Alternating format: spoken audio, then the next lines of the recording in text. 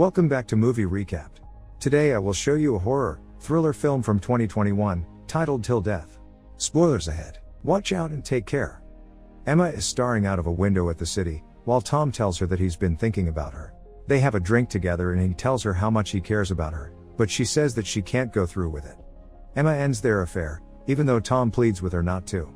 As she's walking out, he begs to see her one more time the next day, but Emma tells him that she can't because it's her anniversary. The next day Emma enters an office building and goes directly to her husband's office, where his assistant gives her flowers and wishes her a happy anniversary. Inside of the office she finds a file on the desk. She opens it and looks through it, then sees the picture of the man that robbed and attacked her. Emma has a flashback of the attack, when her husband Mark walks in and starts talking about her dress, telling her that they have time for her to change into the one he likes. He finds the photo in her hand and tells her that it will only trigger her anxiety. Mark has her file because her attacker's parole is being revoked. She asks him if he misses being a DA, instead of a lawyer that gets men like her attacker out of jail. He says he prefers the money. The two of them take the elevator, when Tom joins them on the next level down. They talk about the time when Emma and Tom met and each has a different story. Later, the couple has their anniversary dinner. Even though Emma doesn't want dessert, Mark orders one for her.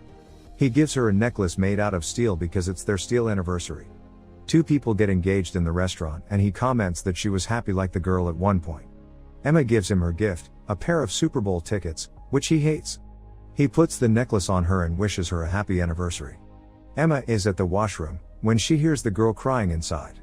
She tells her that even though she said yes, it doesn't mean that she's obligated to marry the guy.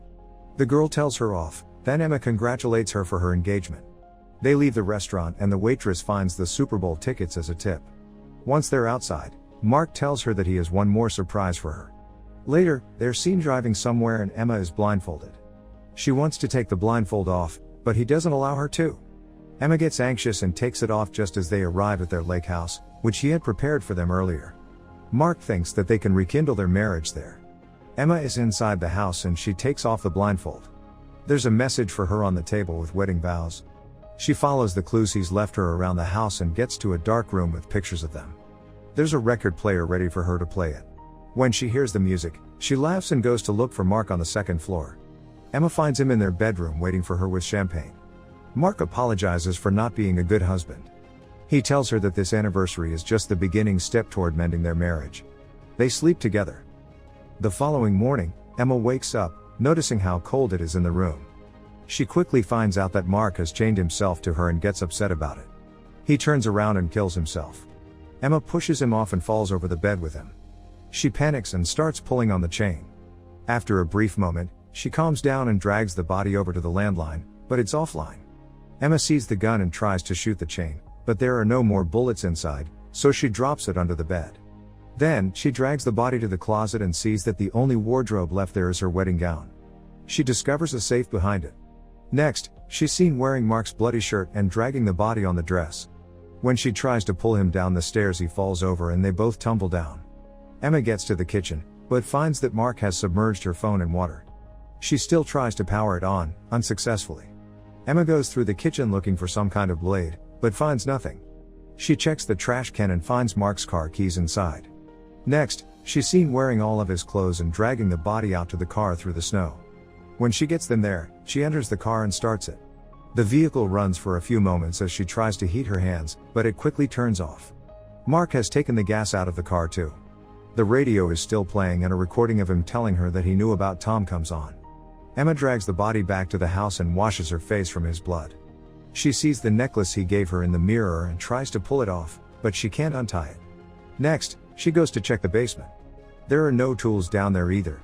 Emma drags the body up the staircase, determined to get herself out of there. Once outside of the basement, she hears something in the dark room. All of the pictures inside are changed. They are of her and Tom, as well as the one taken of her after the attack. Emma turns around and sees a massive mug shot of her attacker. She goes to the record player and plays the recorder next to it. It's a recording of her husband taking her interview after the attack, before they were married. Emma has a flashback of the attack. Suddenly, she hears a car outside and someone coming to the door.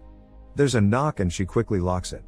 Tom is in front, telling her that he got her message asking him to help her. He notices the blood on her shirt and she tells him that she didn't send him the message. Emma opens the door and explains what happened. Tom tells her that Mark's entire carrier was going up in flames. He asks if she called the police, then tries to lawyer her, explaining how the whole thing looks. Emma tells him to call the police regardless, because she can't stand being chained to the body anymore. When Tom walks out to get his phone from the car, they see another car approaching. She thinks that they should run, but he tells her that he can handle it and steps outside, asking her to lock the door. The car arrives and a man, Jimmy, approaches Tom, saying that he's there to fix a broken pipe. Tom offers to pay him what he would charge for the job and does it, but Jimmy insists to come in and use the lavatory. When Tom doesn't budge and asks him to leave, Emma hides and another man steps out of the car. He approaches and stabs Tom. The second man, Bobby, enters the house first and looks around. Emma recognizes him as her attacker. Jimmy is very upset that Bobby killed Tom and apologizes to him as he takes his last breath. He begs Bobby to leave, but he reminds his little brother that they need to find Emma first. Both of them go looking for her. Bobby sees the mess in the bedroom and finds the safe. Jimmy sees the bloody trail in the house. Emma drags the body to the boat shed, but Jimmy sees the trail leading there and follows it reluctantly. She gets the body inside the shed and finds a boat propeller. Emma cuts off Mark's hand to unchain herself from him, when Jimmy enters the shed. She hides before he sees her. He looks around and when he sees the body immediately runs to the house to get his brother. Both of them come back to the shed, but only find the body there. Emma is hiding under the boat and listens to them talk.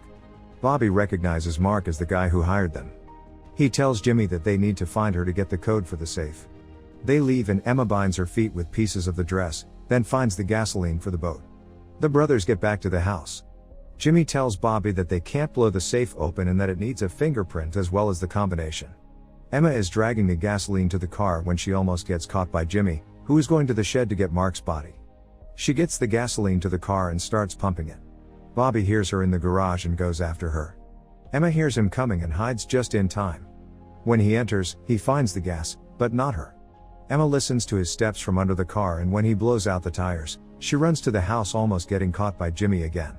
She gets into the basement and Bobby follows her there. Emma gets trapped in the staircase between Bobby in the basement and Jimmy in front of the door. As they start closing it on her, she activates the car alarm and pulls them away from her. While the two of them are at the car, she gets to the house and says goodbye to Tom. The brothers argue outside, but Bobby convinces Jimmy that they should finish the job and tells him that Emma is probably still at the house. When they enter, they see that she has taken Tom's coat and shoes. Bobby goes to check upstairs and Jimmy stays on the first floor. Once up there, Bobby hears a noise in the attic and follows it. He thinks he's found Emma, when she suddenly hits him over the head. Jimmy hears them and finds Bobby, when she hits him too and locks him in a room. Emma runs outside to Tom's car, but Bobby gets to her. She manages to call the police, but the call lasts only a second. Bobby tells Jimmy to get the body upstairs then knocks Emma out. Emma wakes up chained to Mark again.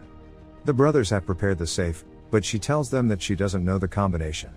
Bobby pins Emma down and tells her that the combination is the day that Mark proposed to her.